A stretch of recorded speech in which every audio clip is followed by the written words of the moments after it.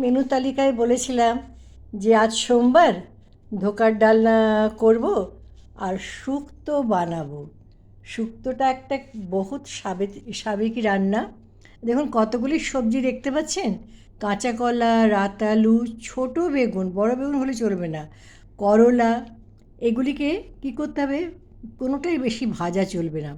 পাঁচ ফোড়ন দিয়ে করলাটাকে নাড়াচাড়া করে সবজিগুলো দিয়ে দিতে হবে। দিয়ে জল দিলেন, জল দিয়ে আপনি একটু নুন দিলেন, দিয়ে দুটো সিটি মারলেন।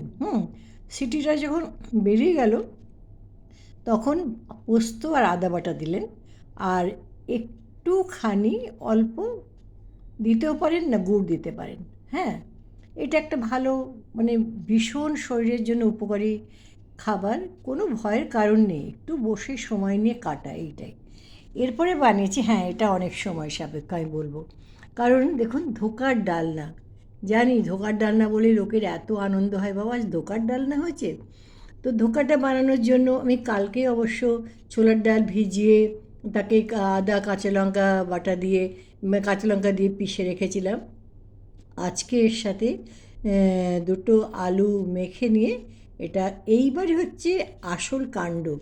এই যে ডাব্বাটা দেখছেন, এদের নিচে অল্প করে তেল দিয়ে গ্রিস করে এবার যে মিশ্রণটাকে ঢেলে দিতে হবে, দিয়ে 4টে থেকে 6টা সিটি মেরে আপনি রেখে দিলেন। কিন্তু অনেক গ্রিড দেবেন, উইদাউট গ্রিডে যদি আপনি বসান না তাহলে জল ভেতরে ঢুকে যাবে।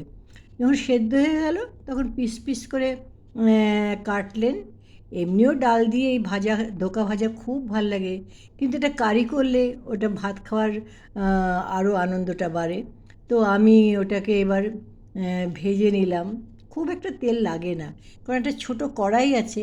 ওই কড়াই কী করলে কী হয়, অল্প তেল, অথচ একটু ডুবো থাকে, তো সেই জন্যে বেশ ছোটো ছোটো করে কেটে ভাজা যায়। আমিও ভেজেছি, খুব একটা মানে কড়া ভাজা না, মানে এরকম হলে দেখতেও ভাল লাগে আর খেতে হয় অত্যন্ত নরম। তারপরে ভাজার পরে একটা মশলা তৈরি করলাম। আজ নিরামিষভাবেই করেছি।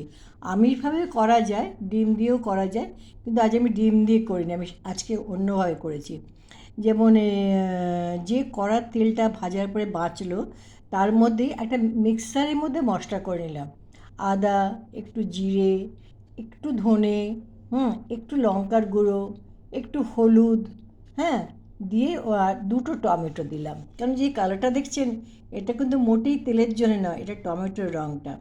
দিয়ে ওই যে তেলটুকু আছে, কোনো ফোড়ন দিইনি এর মধ্যে, মানে ফোড়নটা আমি উপরে গোটা ফোড়ন দিয়েছি। অনেকেই জানে না যে অনেক ফোড়ন যেগুলি খেলে অনেকের একটু হাইপারনেসটা বাড়ে, সেই জন্য আমি না ফোড়নটা উপর থেকে দিয়েছি। এর দ্রব্য গুণটাও থাকলো, প্লাস গন্ধটাও খুব ভালো আসে। এবার দিয়ে মিশ্রণটা ঢেলে দিলাম। যখন ফুটে হলো, সব কিছুই আছে মশলার মধ্যে, নুন, হলুদ, লঙ্কা আর যা যাবতীয় যা বললাম, দিয়ে যখন ওটা ভালোভাবে মানে মশলাটা ফুটে গেল, এবার করলাম কি, প্রত্যেকটা ধোকাকে ওই কুকারের মধ্যে সাজিয়ে তার উপরে ঝোলটা ঢেলে দিলাম, দিয়ে 2 থেকে 3টে সিটি। হ্যাঁ, আর টেস্টের জন্য একটু গুড়, ঘি দিইনি কিন্তু, করে দেখবেন, ভালো লাগবে।